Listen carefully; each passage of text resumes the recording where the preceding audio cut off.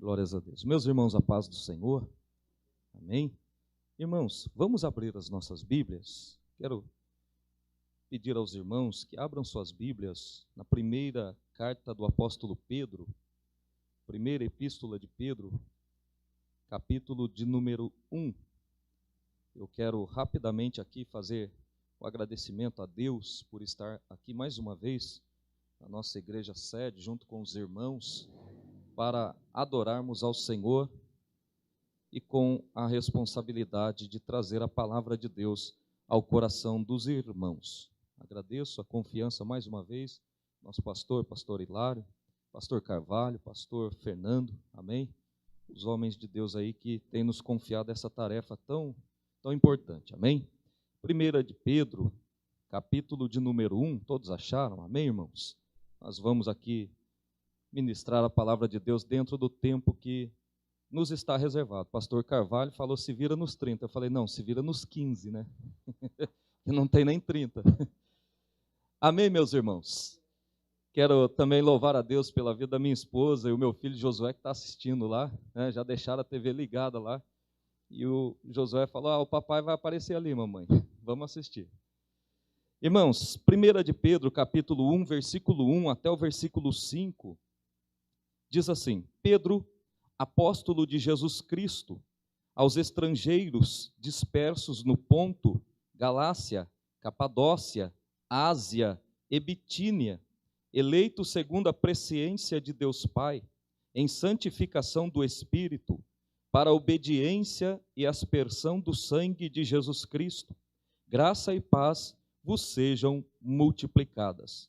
Bendito seja o Deus e Pai de nosso Senhor Jesus Cristo, que segundo a sua grande misericórdia, nos gerou de novo para uma viva esperança, pela ressurreição de Jesus Cristo dentre os mortos, para uma herança incorruptível, incontaminável, e que se não pode murchar, guardada nos céus para vós, que mediante a fé estáis guardados na virtude de Deus, para a salvação prestes a se revelar no último tempo. Amém, meus irmãos? Pode tomar assento, louvado seja Deus.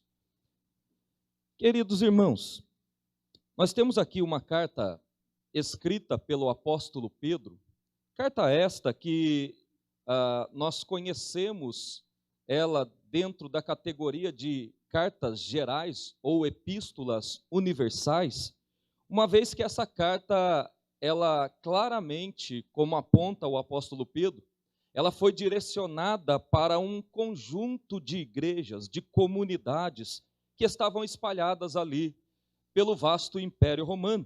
O apóstolo Pedro, quando ele inicia sua carta, ele se apresenta como apóstolo de Jesus Cristo e aponta os seus destinatários dizendo que ele está escrevendo aos estrangeiros que estão dispersos, espalhados pelas regiões do Ponto, da Galácia, da Capadócia, da Ásia e da Bitínia.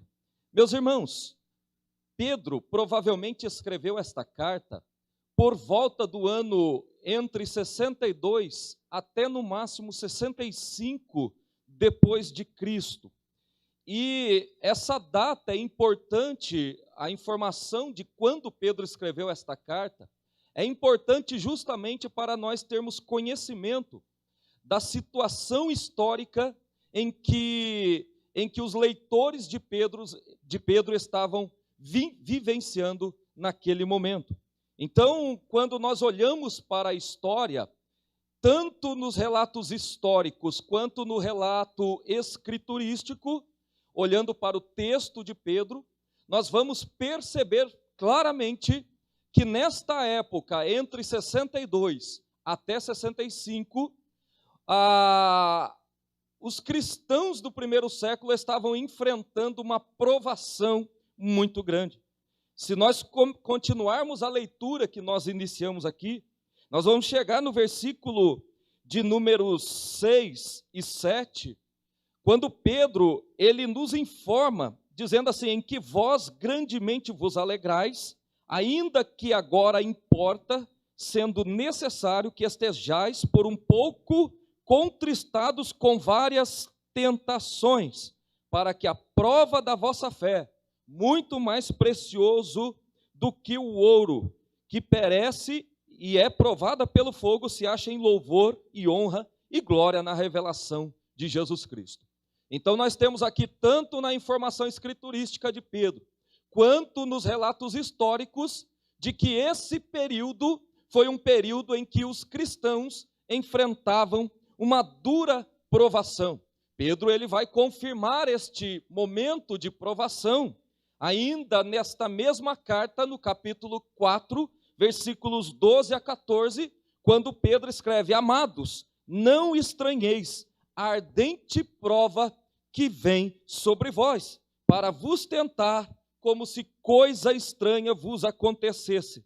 Mas alegrai-vos no fato de serdes participantes das aflições de Cristo, para que também na revelação da sua glória vos regozijeis e alegreis. Se pelo nome de Cristo sois vituperados, bem-aventurados sois, porque sobre vós repousa o Espírito da glória. Então fica claro que estes irmãos, os leitores de Pedro, eles estão passando por uma provação.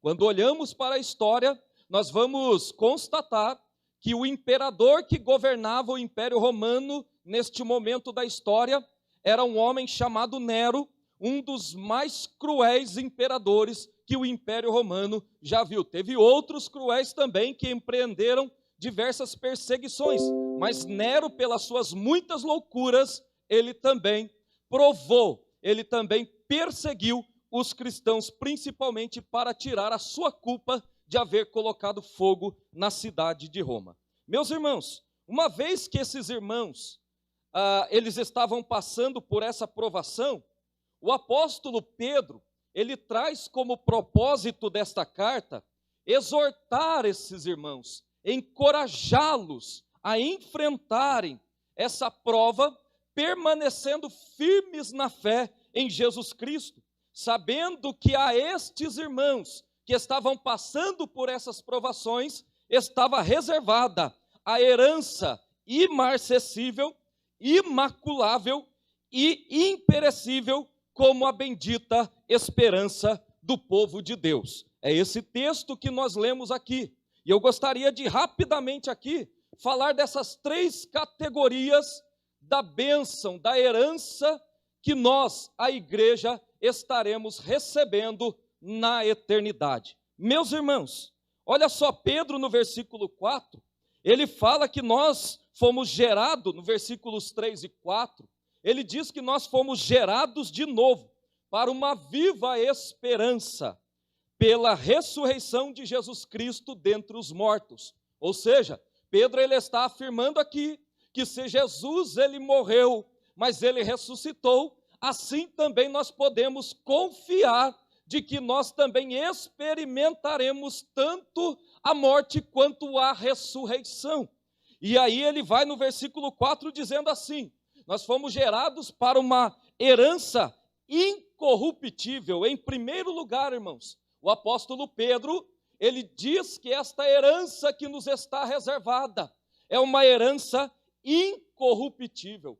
Por herança, Pedro ele está falando da bênção que está depositada para o crente, não na terra, mas no céu. É uma herança que nós não receberemos aqui na terra, mas que está reservada para nós nos céus. E é outro nome, esta herança, é uma forma de Pedro falar da salvação que está pronta para ser revelada, ou no ato do arrebatamento da igreja, ou no ato da partida nossa deste mundo para estarmos com o Senhor. Quando Pedro fala, em primeiro lugar, de uma herança incorruptível, irmãos, Pedro está falando de uma bênção imperecível, uma bênção que não perece, uma bênção que não passa, ou ainda, algo que é intocável pela morte. Quando Pedro usa essa expressão, herança incorruptível, ele está se referindo a uma bênção que nós vamos herdar na eternidade, que não pode passar, que não se acaba. que é intocável. Ou seja, Pedro está afirmando que no céu nós gozaremos da imortalidade. Louvado seja o nome do Senhor. Irmãos, enquanto estamos aqui neste mundo, nós estamos sujeitos à morte, que segundo o apóstolo Paulo, a morte é um inimigo a ser vencido. E de fato foi vencido por Cristo lá na cruz do Calvário. Quando Paulo escreve a sua primeira epístola no capítulo de número 15, versículos 54 a 57, o apóstolo Paulo escreve dizendo assim: tragada foi a morte na vitória. Onde está, ó morte, o teu aguilhão? Onde está, ó inferno, a tua vitória? Ora, o aguilhão da morte é o pecado, e a força do pecado é a lei, mas graças a Deus que nos dá vitória por nosso Senhor Jesus Cristo. Louvado seja Deus. Meus irmãos, este inimigo chamado morte, ele já foi vencido na cruz por Cristo Jesus, quando ao terceiro dia, Jesus ressuscitou e venceu a morte. E no Apocalipse, João vai escrever que ele, Jesus Cristo, ele tem a chave da morte e do inferno nas suas mãos. Chave ali é símbolo de autoridade, ou seja, João está escrevendo que Jesus ele tem autoridade tanto sobre a morte quanto sobre o inferno. E é por isso que nós podemos descansar e confiar de que na eternidade nós gozaremos de uma bênção, de uma herança chamada imortalidade. Aqui nós temos que enfrentar a morte, mas lá não, lá nós estaremos para sempre com o Senhor, porque é uma promessa de Deus para a igreja. Louvado seja Deus. João, irmãos, João ele confirma essa esperança, essa bendita esperança da imortalidade, confirmando o que Pedro está escrevendo aqui, sobre uma herança incorruptível, ou seja, intocável pela morte. Quando João ele escreve o capítulo 21, versículo de número 4 do Apocalipse, quando João escreve assim, que na Nova Jerusalém, Deus limpará de seus olhos toda lágrima, e não haverá mais morte, e não haverá mais morte. Ou seja, João está confirmando o que Pedro escreveu aqui, dizendo que lá na Nova Jerusalém, nós desfrutaremos da imortalidade, estaremos para sempre com o Senhor. Não haverá mais morte, nem pranto, nem clamor e nem dor, porque as primeiras coisas já são passadas. Aleluia. Em segundo lugar, Pedro fala de uma herança incontaminável. O que é que Pedro está querendo dizer aqui, irmãos, sobre a nossa salvação? No grego, a expressão incontaminável trata-se de algo imaculável, ou seja, impermeável ao mal. O mal não pode tocar, aleluia. O mal não poderá nos atingir na eternidade com o Senhor. Pedro aqui, quando ele fala que a nossa herança será incontaminável, ele está falando da pureza que teremos quando entrarmos nas mansões celestiais. Ô irmãos, enquanto estamos aqui nesta terra, nós experimentamos coisas que nos faz muitas vezes pecar, errar. Quantas vezes você não falou palavras que depois você se arrependeu e reconheceu que não deveria ter ditas? Quantas vezes você pensou coisas que você reconheceu que não deveria ter pensado? Quantas vezes você agiu da forma que você depois se arrependeu, sabendo que não deveria ter agido daquela forma? Quantas vezes você deixou de fazer algo que deveria ter feito, o chamado pecado da omissão, que Tiago ele escreve na sua epístola? Aqui nesta terra, nós experimentamos tentações, provações, que muitas vezes nos fazem pecar. Louvado seja Deus. Então, enquanto estivermos aqui nesta terra, irmãos, nós estamos sujeitos às mais variadas tentações, e é por isso que a palavra de Deus, a Bíblia, ela está repleta de advertências, para que nós possamos andar vigilantemente, irmãos. Quando você lê o Novo Testamento, principalmente, você vê o quanto a palavra de Deus nos adverte a vigiarmos para não pecarmos, a vigiarmos para ficarmos de pé, para não cairmos. São advertências que visam nos ajudar a estarmos firmes na presença do Senhor, diante das tentações que são impostas tanto pelo diabo quanto por essa carne. Aleluia. Mas, irmãos, quando você olha para a epístola de Pedro aqui, no capítulo de número 1, não é à toa que você vai ver Pedro na continuação do texto, a partir do versículo de número 13, ele exortar estes mesmos irmãos a praticar a santidade. O apóstolo Pedro, ele vai dizer para os irmãos que eles devem vigiar e andar, e andar de forma honesta, aleluia, e ser santo, andarem como santos no mundo, porque o nosso Deus é santo. Aqui nós temos que lutar constantemente contra o pecado, como escreveu o escritor aos Hebreus, capítulo de número 12, versículo de número 1 e 2, quando ele disse assim: portanto nós também, que estamos rodeados de uma tão grande nuvem de testemunhas, deixemos todo o embaraço e o pecado que tão de perto nos rodeia, e corramos com paciência a carreira que nos está proposta, olhando para Jesus, autor e consumador da fé, o qual pelo gozo que lhe estava proposto, suportou a cruz, desprezando a afronta, e assentou-se à destra do trono de Deus. Corramos, irmãos, mas fugindo do pecado, aleluia. Então o apóstolo Pedro, ele está escrevendo aqui, que quando chegarmos nos céus, aleluia, essas tentações, essas provações que muitas vezes nos fazem pecar, já não nos atingirão mais, porque a herança que nos está reservada é uma herança incontaminável, é uma herança imaculável, é uma herança que não pode ser atingida pelo mal. E em terceiro lugar, o apóstolo Pedro fala ainda de uma herança que não pode murchar, além da imortalidade, além da pureza que iremos gozar no céu. Pedro agora fala da beleza da salvação, a expressão imarcessível, ou que não se pode murchar, conforme está na tradução que nós estamos usando aqui. Essa expressão, ela diz respeito a algo impenetrável pelo tempo, algo que o tempo não pode destruir. Quando Pedro ele está usando esta palavra no grego original, ele está usando uma palavra, aleluia, da área botânica. Ele está pegando o exemplo de uma flor que tem a sua beleza, mas que com o tempo esta flor ela vai se deteriorar, ela vai murchar, ela vai perder a sua beleza, o seu brilho.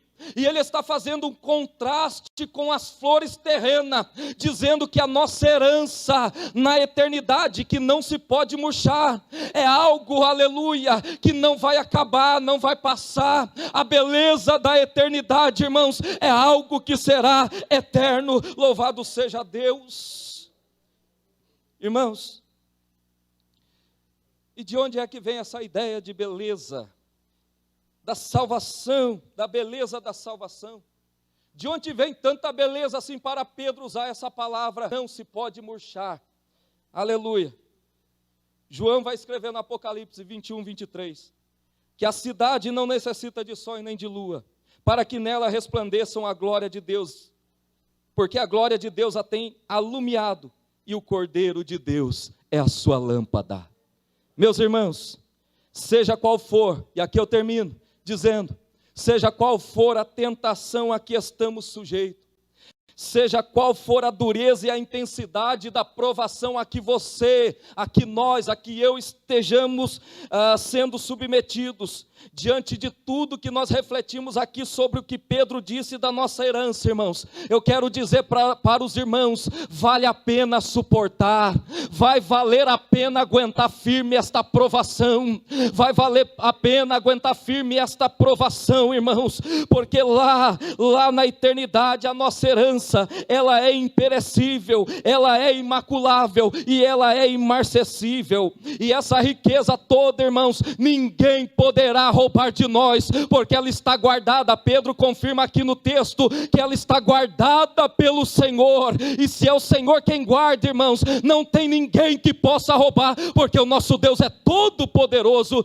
Louvado seja Deus. Que Deus lhe abençoe em Cristo Jesus. Fica firme, não se deixe esmorecer, fica firme, continue caminhando, mesmo na prova, mesmo na provação, mesmo na luta, Deus é contigo, porque você vai chegar lá. Deus abençoe em nome de Jesus.